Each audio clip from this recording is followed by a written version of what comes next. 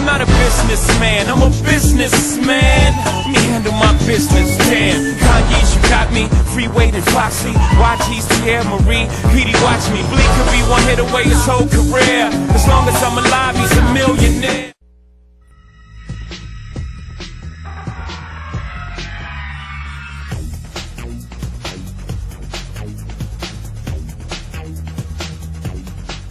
Everybody, welcome to Sports and Ricardo Lightbourn. This one tonight goes out to Pittsburgh Steelers fan. I am Bimini Steve Burrows, who is on suicide watch. Just don't let him go near the water, guys. The brother can't swim. Softball play, Churchill Knowles Max Reading High School League. Let's start with St. George's and Bishop McAllen Junior Girls. A pretty good game. The St. George's Jaguars Junior Girls took on the BMES Warriors and the Jaguars pitching holding. The Jaguars defense also the top of the game. Good field by the shortstop and the 6-3 out. Jaguars simply gave the Warriors fits, and that's a strikeout. The Junior Jags going over the team strategy and needing a win. The Warriors on defense and getting the outs when there was some good fielding. 6-3 if you're scoring at home. The Warriors played tough on defense and got the outs when necessary. The Junior Warriors held off the Jaguars 9-7. Let's head to the GB Sports Complex where the Falcons and Warriors and senior boys play. The Falcons needing some defense and the Warriors trying to play the spoiler. Softball is a game of hits, runs, and errors. This one had it all. The Warriors got the momentum in their favor, and the latter innings, that's a base hit. The Warriors took whatever the Falcons defense gave them, and that was a lot. Time called by the Falcons to settle down and stay within the control of the game. That pep talk was not the answer. The Warriors' bats continued to be hot. The Falcons' defense simply fell to shambles. The Falcons needed an out to stop the bleeding. Well, a good field here by the pitcher. The Falcons got the upper hand and the bats going. The base in the RBI to boot. The Falcons beat the Warriors 11-10 and still alive in the senior boys playoffs. And the Comeback American Football League open play on Grand Bahama Saturday, folks, at the GB Sports Complex. The Grand Bahama Bulldogs hosted the Ori J. Sands Pros. The Ori J. Sands Pros and the Grand Bahama Bulldogs on the gridiron as the CFL opened its season on Grand Bahama at the Plex. Pros football, and the game plan is to run the football against the Bulldogs with the end around. The game plan failed in the first possession as the Bulldogs shut down the run. 3 and out of the Pros punting the ball away. The tackling of the Pros went south for the holidays. The Bulldogs cashed in big time on the Pros' lackluster tackling, and the opening score in the game, that's an 80-yard score, 6-0 Bulldogs. Bulldogs trying for the 2-point conversion. This was sloppy play, and here's why. The interception in the Pros' corner is off to the races. You want some sloppy tackling? Well, this side of the ball it was. The Bulldogs gave a full serving of it, a 2-point conversion here for the Pros.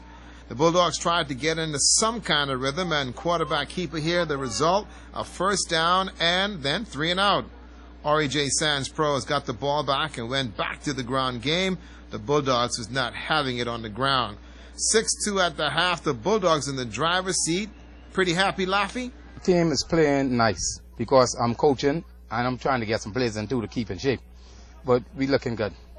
Pros coach Mike Foster at the half gave his ball club an earful. He was not thrilled with their production. The worst half of football I've seen in my 34 years. And maybe coming into town last night and all the problems we had in the city have them unfocused. They're not focused or whatever, but obviously they're not playing football right now. I'm going to try to calm everything down and get people back together. The Pros in the second half of the ball game found some remnants of a game and took the action to the Bulldogs. The Bulldogs refused to go away just that and gave the Pros a game and the air attack. Ori J. Sands Pros came away with a 10-6 win and got the game, but Grand Bahama Bulldogs held their own. Well, the CFL's season opener here in Grand Bahama was kind of interesting, folks. The Grand Bahama Bulldogs and Ori J. Sands was not the crisp kind of game you used to see, but anticipation from the kickoff. CFL president, that's Obi Roberts, says that, well, at least they're playing, and as they do move on, the league will progress, and for the most part, the CFL presence is welcome here in Grand Bahama.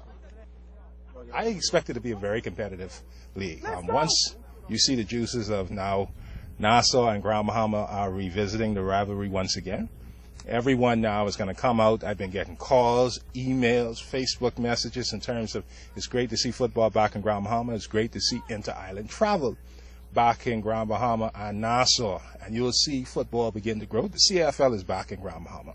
And you're going to see the CFL expand their tentacles throughout the entire country right now. And the football, full contact football is back, and it's going to grow to magnificent heights.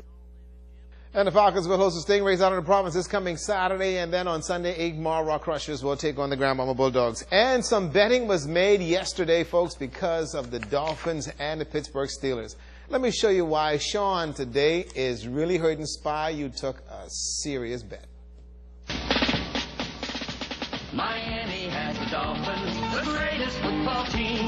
We take the ball from goal to goal like no one's ever seen. We're in the air, we're on the ground, we're always in control.